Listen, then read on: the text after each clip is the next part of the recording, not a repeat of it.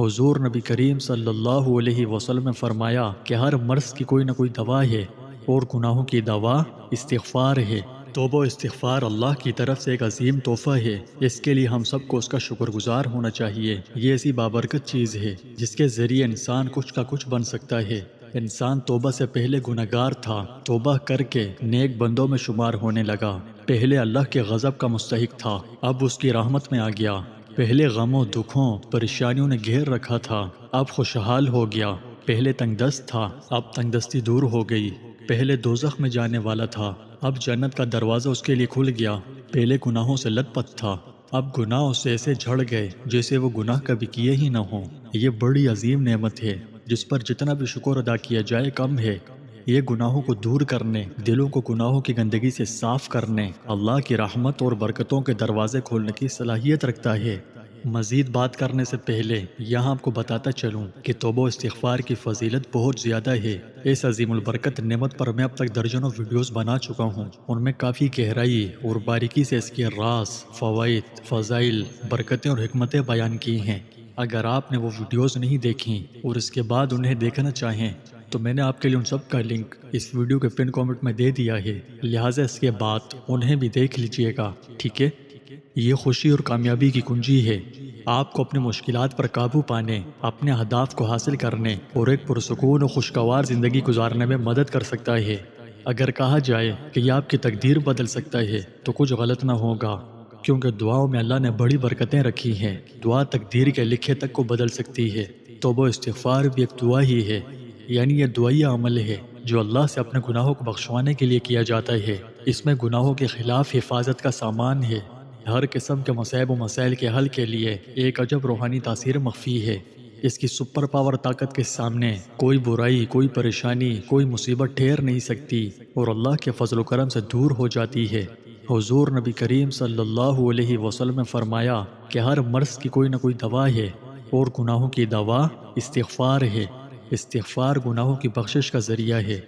آپ صلی اللہ علیہ وسلم نے ارشاد فرمایا کہ جب کوئی گناہ سرزد ہو جائے تو استغفار کی کثرت کیا کرو۔ مجھے قسم ہے اس خدا پاک کی کہ جس کے قبضے میں محمد کی جان ہے، استغفار گناہوں کو اس طرح جلا ڈالتا ہے جیسے آگ سوکھی ہوئی لکڑی کو۔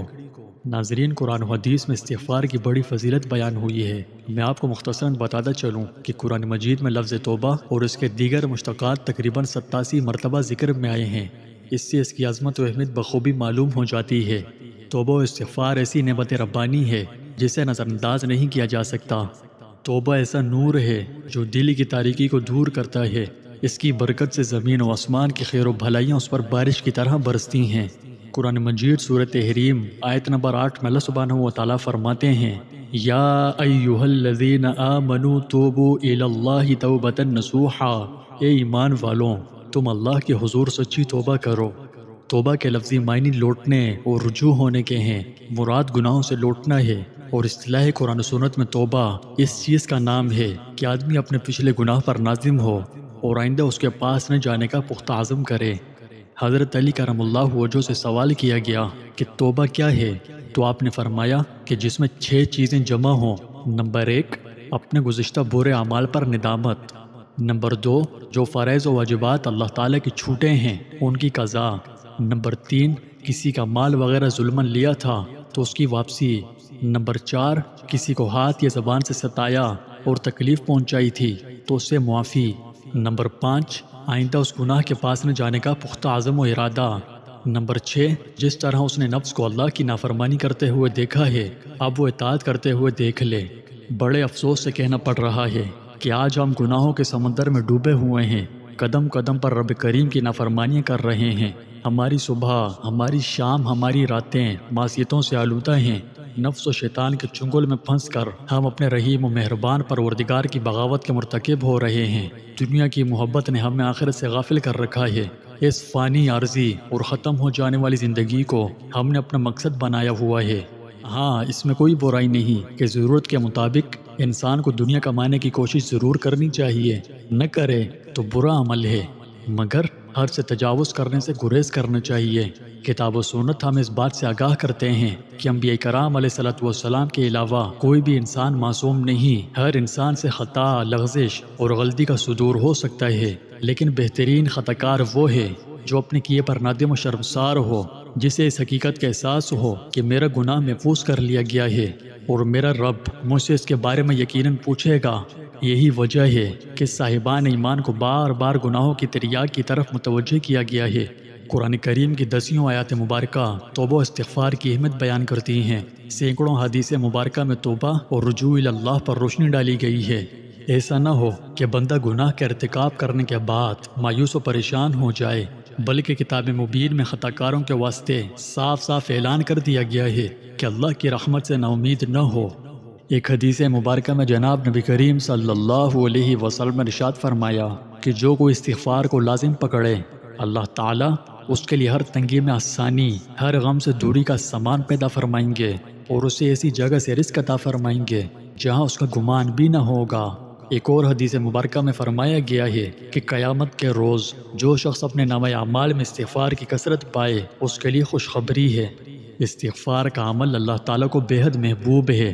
ایک حدیث مبارکہ میں جناب نبی کریم صلی اللہ علیہ وسلم نے ارشاد فرمایا کہ جب بندہ اللہ تعالیٰ سے توبہ کرتا ہے تو اس کی توبہ سے رب کریم اس سے زیادہ راضی اور خوش ہوتے ہیں جتنا تم میں سے کوئی اس وقت ہوتا ہے جب وہ اپنی سواری پر جنگل و بیاباں میں جا رہا ہو، اچانک وہ سواری اس سے گم ہو جائے، اس حال میں کہ اس پر اس کا کھانا پینا بھی رکھا ہو، وہ اس کی واپسی سے مایوس ہو جائے اور ایک درخت کے سائے میں آ کر لیٹ جائے۔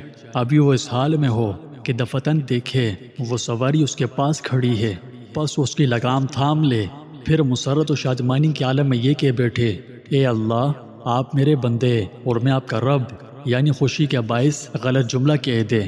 جناب رسول اللہ صلی اللہ علیہ وسلم نے اپنے مبارک عمل سے بھی امت کو استغفار کی طرف متوجہ فرمایا ہے۔ ایک حدیث میں ارشاد فرمایا کہ اے لوگوں، اللہ کے سامنے توبہ کرو، بے شک میں بھی دن میں 100 مرتبہ توبہ کرتا ہوں۔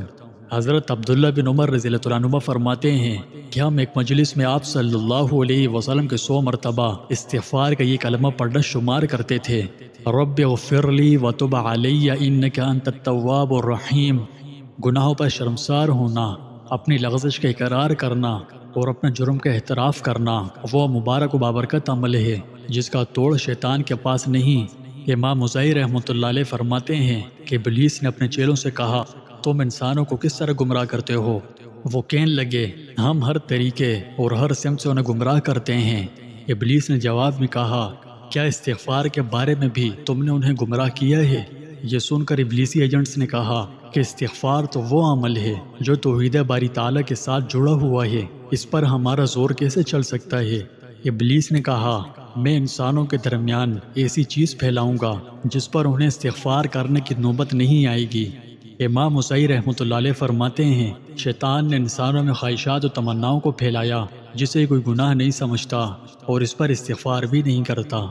آخر میں سمجھنے کی اہم بات یہ ہے کہ توبہ کی 3 شرائط ہیں۔ اول، آدمی گناہ سے فی الفور باز آ جائے۔ دوم، اپنے کیے پر نادم ہو۔ سوم، آئندہ اس گناہ کو نہ کرنے کا پختہ ارادہ ہو۔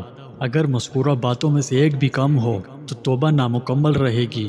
اور ہاں، یہ شرائط اس وقت ہیں جب معصیت کا تعلق بندے اور رب کے درمیان ہو، ورنہ اگر وہ گناہ کسی انسان سے بھی متعلق ہے تو اس میں چوتھی شرط یہ ہے کہ صاحب حق کو اس کا حق لوٹایا جائے۔ دعا ہے کہ اللہ تعالی ہمیں کثرت استغفار کی توفیق عطا فرمائے۔